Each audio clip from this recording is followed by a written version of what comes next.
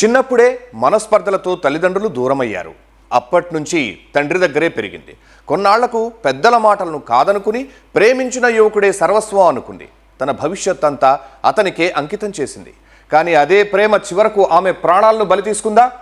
17 ఏళ్ల ఓ మైనర్ బాలిక అనుమానాస్పద మృతికి గల కారణాలేంటి? కట్టుకున్నవాడే కాలయముడయ్యాడా? ఇది ఆత్మహత్య లేక పక్కా స్కెచ్తో చేసిన హత్య? అసలు ఆ రాత్రి ఏం జరిగింది? కాకినాడ గ్రామీణ మండలం కొవ్వూరు పంచాయతీ పరిధిలోని 17 ఏళ్ల బాలిక ఇంటర్ మొదటి ఏడాది మధ్యలో ఆపేసి ఇంటి వద్దే ఉంటోంది. ఆమెకు ఏడాది వయసున్నప్పుడే తల్లిదండ్రులు మనస్పర్ధలతో విడిపోయారు. అప్పటి నుంచి తండ్రి వద్ద పెరుగుతోంది. 2023 నుంచి కాకినాడలోని చిన్నాన్న నూకరాజు ఇంటి వద్ద బాలిక ఉంటోంది.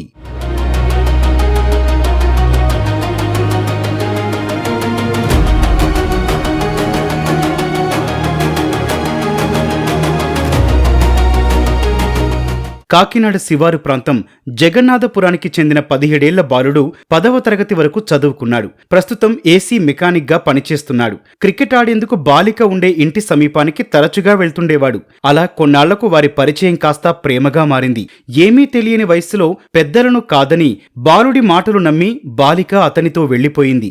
పెద్దలు హెచ్చరించినా పెడచెవిన పెట్టింది. కుటుంబ సభ్యులు ఇంద్రపాలెం పిఎస్లో ఫిర్యాదు చేయగా ఇద్దరూ మైనర్లు కావడంతో సర్ది చెప్పి పోలీసులు బాలికను తల్లికి అప్పగించారు.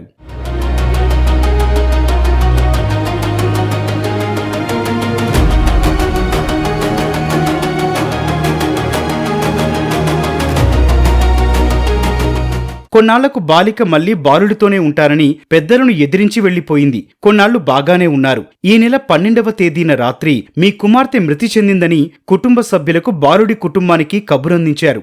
బాలిక మృతితో కుటుంబ సభ్యులు కన్నీరు మున్నీరై పోలీసులకు ఫిర్యాదు చేశారు. బాలికతో కొన్నాళ్లపాటు బాగానే ఉన్న బాలుడి కుటుంబ సభ్యులు తర్వాత అనుమానిస్తూ పలు రకాలుగా వేధింపులకు గురిచేస్తున్నారని, వారే బాలికని చంపారని బంధువులు ఆరోపించారు. ఈ నెల 12న రాత్రి బాలికను బాలుడే చంపేసి ఆత్మహత్యగా చిత్రీకరిస్తున్నాడని మృతురాలి కుటుంబ సభ్యులు ఆరోపిస్తున్నారు. తమకు న్యాయం చేయాలని 1 టౌన్ పోలీస్ స్టేషన్ ఎదుట ఆందోళన చేపట్టారు. మా ఇంట్లో ఉంటుందండి 3 సంవత్సరాల నుంచి. సంవత్సరం తర్వాత ముందు వెళ్ళిపోయింది ఇంట్లోంచి. ఎవరినో ప్రేమించానని చెప్పి వెళ్ళిపోయినప్పుడు ముందు కూడా గొడవలు అయినాయండి. పోలీస్ స్టేషన్ లో కంప్లైంట్ ఇచ్చాను ఇంద్రపాలెంలో. అక్కడ ఎవరు రెస్పాండ్ అవ్వలేదు. మా పిల్లకి మైనార్టీ తీరలేదు. మైనార్టీ తీరకుండా వచ్చావు అయ్యాక రామ నేనే పిలిచేద్దారన్నారు అక్కడ సీఏ గారు. ఆ పిల్లకి ఆదరించిన ధైర్యంతో ఇంట్లోంచి వెళ్ళిపోయింది. ఆ నాన్నమ్మ దగ్గర ఉంటానని చెప్పి వెళ్ళిపోయి అక్కడి నుంచి దూరంగా వెళ్ళిపోయింది. ఆడితో కాపురం పెట్టిందంట. పెళ్లి చేసుకోలేదు. అక్కడే ఉంటుంది. పెట్రోల్ బంక్ పక్కన ఉంటుంది జగన్నాథపురం. నిన్న సాయంత్రం 8:30కి నాకు బోర్ వచ్చిందండి. నా కూతురు చంపైపోయింది. నా కూతురు చంపేశారండి.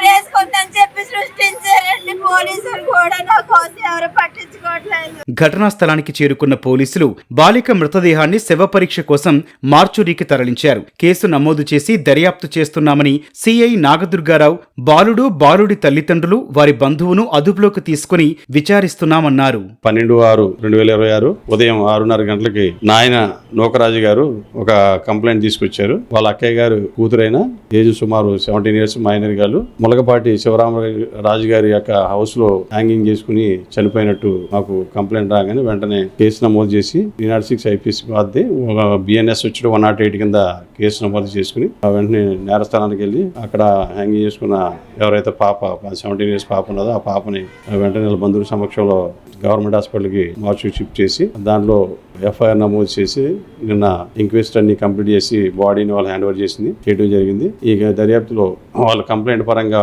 4 మీద వాళ్ళు కంప్లైంట్ ఇవ్వడం జరిగింది. దాంట్లో ప్రధానంగా మన ఇతను కూడా బాలుడు ఏజ్ 17 ఇయర్స్ ఉంటాయి. అతను ఈ డిసీజ్డ్ ఎవరైతే పాప 17 ఇయర్స్ పాప ఉన్నదో వీళ్ళిద్దరు కూడా గత 2 ఇయర్స్ నుంచి లవ్ చేసుకున్నట్టు. ఆ క్రమంలో లాస్ట్ దసరా టైంలో ఈ పిల్ల ఇతని దగ్గరే ఉంటానని చెప్పేసి ఈ కుర్రాడు ఇంటికి వచ్చి ఇక్కడి నుంచి ఉండడం, వాళ్ళ పెద్దల సమక్షంలో కూడా ఆల్రెడీ కౌన్సిలింగ్ చేయడం జరిగింది మైనర్స్ అనే ఉద్దేశం మీద. ఆ తర్వాత కూడా ఆ పిల్ల ఇక్కడే ఉంటానని చెప్పి వీళ్ళ ఇంటి దగ్గర ఉండడం జరిగింది. అనుకోకుండా మొన్న హ్యాంగింగ్ చేసుకోవడం వల్ల మా పిల్ల చనిపోవడం జరిగింది. వాళ్ళు ఇచ్చిన కంప్లైంట్ ప్రకారం మన దర్యాప్తు భాగంలో వాళ్ళందరూ 4 మీద ఎఫ్ఐఆర్ చేయడం జరిగింది. దీంట్లో ప్రధాన వ్యక్తి ఎవరైతే ఉన్నారో అతను కూడా బాలుడే. తర్వాత వాళ్ళ అమ్మగారు, వాళ్ళ నాన్నగారు ప్లస్ వాళ్ళ నాన్నగారు ఎవరైతే ఉన్నారో వాళ్ళ 4 మీద నిన్న ఎఫ్ఐఆర్ చేయడం జరిగింది. దాంట్లో దర్యాప్తు చేసి చట్ట ప్రకారం అంతా కూడా చర్యలు తీసుకోవడం జరిగింది. బాలిక మృతికి కారణాలేంటి, కుటుంబ సభ్యుల ఆరోపణలో వాస్తవం ఎంత అనేది పోలీసుల దర్యాప్తు పూర్తయిన తర్వాతే తేలనుంది.